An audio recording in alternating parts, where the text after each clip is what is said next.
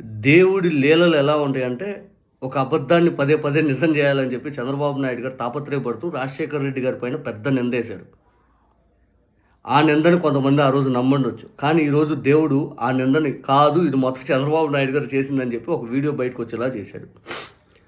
తిరుమల 2 కొండలు చేయబోతున్నారు రాజశేఖర్ రెడ్డి గారు అని చెప్పి ఒక పెద్ద అభియోగం సృష్టించారు. నిజానికి రాజశేఖర్ రెడ్డి గారే 7 కొండల జీవో ఇచ్చింది. గతంలో తిరుమల చుట్టుకొలత 27 కిలోమీటర్లు అని ఉంటే కాదు 332 కిలోమీటర్లు అని చెప్పి కేంద్ర ఆర్డినెన్స్ తెప్పించి మరి రాజశేఖర్ రెడ్డి గారు 7 కొండల జీవోని ఎంఎస్ జీవో నెంబర్ 746, 747 అని 2 జీవోలు ఇచ్చారు. దాన్ని రద్దు చేస్తా అన్నారు మన చంద్రబాబు నాయుడు గారు. చూడండి ఒకసారి.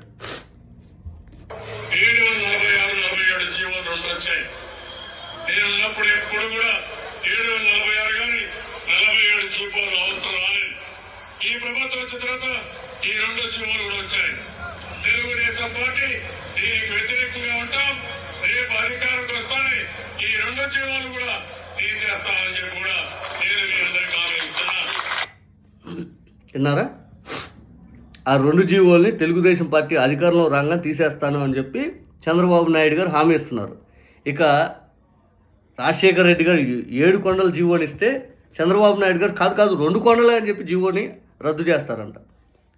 ఇది రాజకీయం అంటే.